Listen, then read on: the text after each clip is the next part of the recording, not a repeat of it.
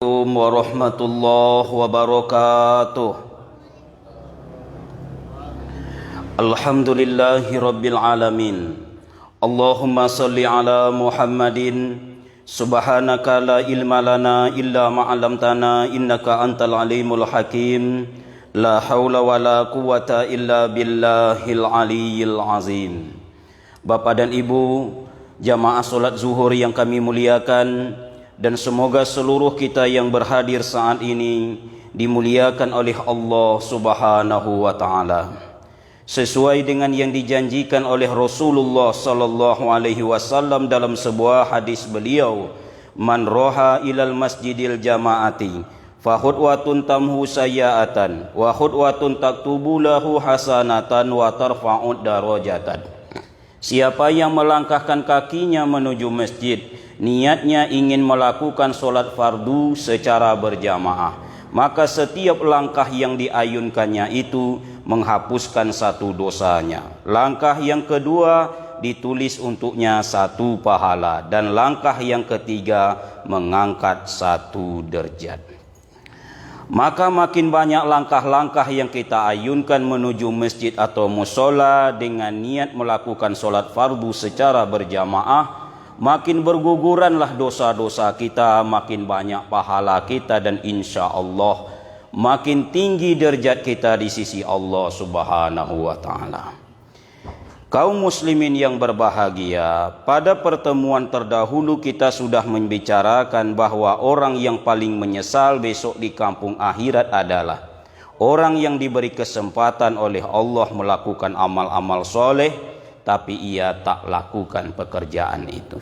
Badan disehatkan, kesempatan diberikan, kemampuan dikasih, tapi ia tak pernah menggunakan perkara-perkara itu untuk melakukan amal-amal soleh.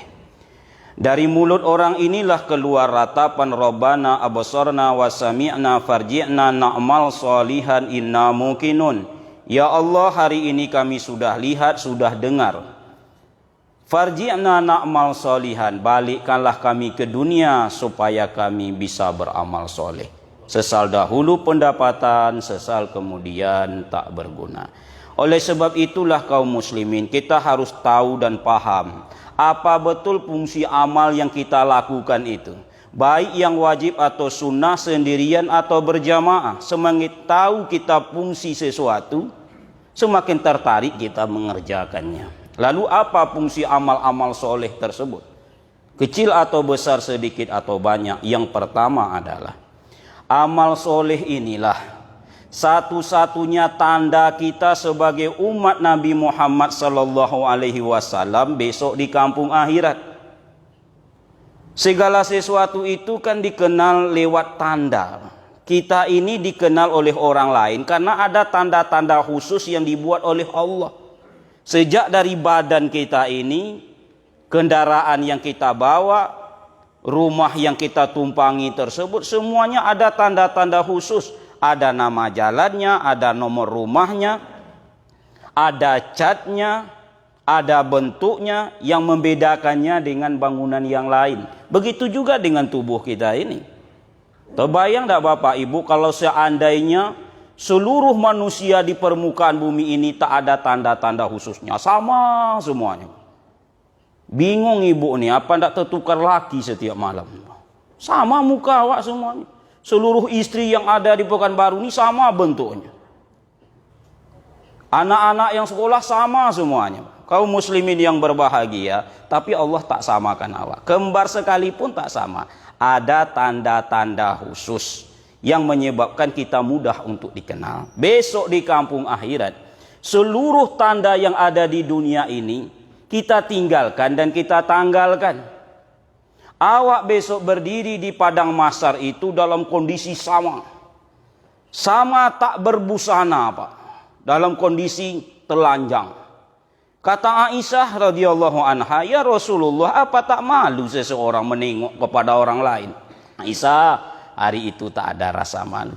Menengok ngerinya hari akhirat, tak ada rasa malu. Tak sempat tengok menengok.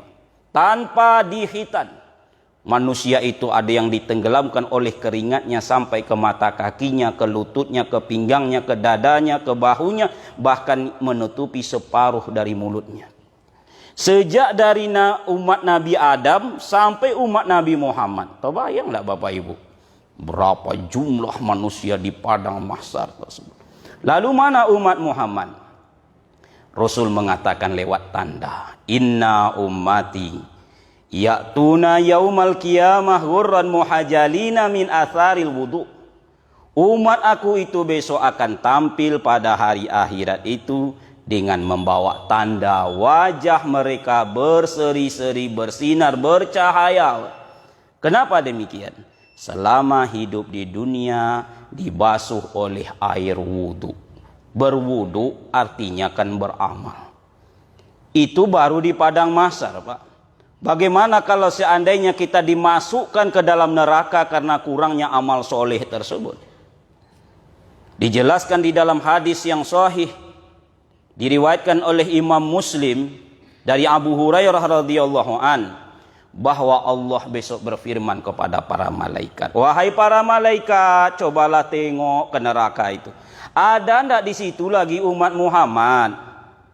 Maka para malaikat itu pun turun ke dasar neraka. Rasul pun bertanya kepada sahabat, tahu ndak kamu sekalian, kata Rasul, bagaimana caranya para malaikat itu menentukan mana umat Muhammad?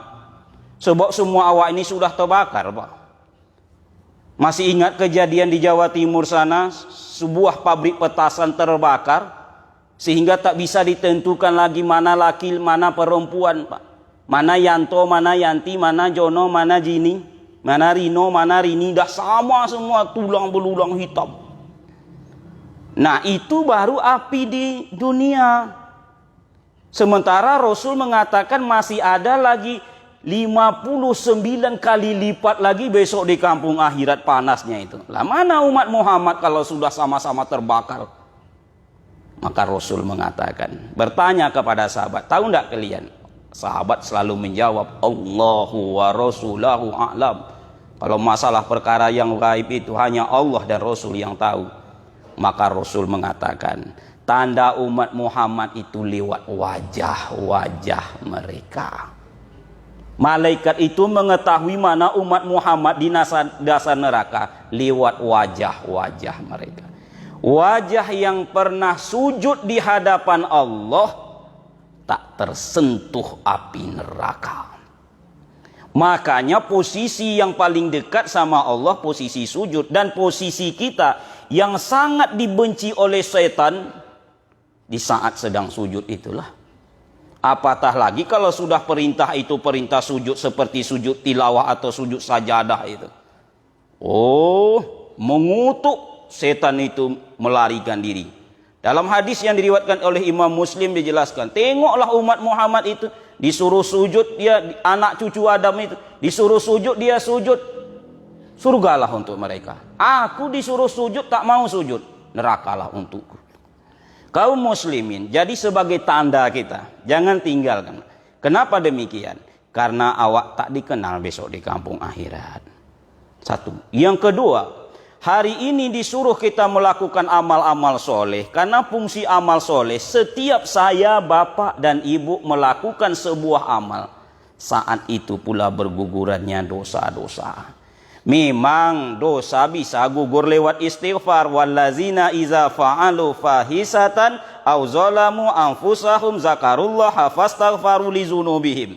Surah Ali Imran ayat yang ke-135. Orang yang terlanjur berbuat dosa, menganiaya dirinya sendiri, ingat dia kepada Tuhan yang menciptakannya itu.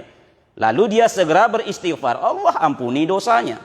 Kata Ali bin Abi Thalib karamallahu wajah, satu istighfar saja, astaghfirullah, bisa menggugurkan dosa seperti gugurnya daun kayu yang kering diterpa angin yang sedang bertiup.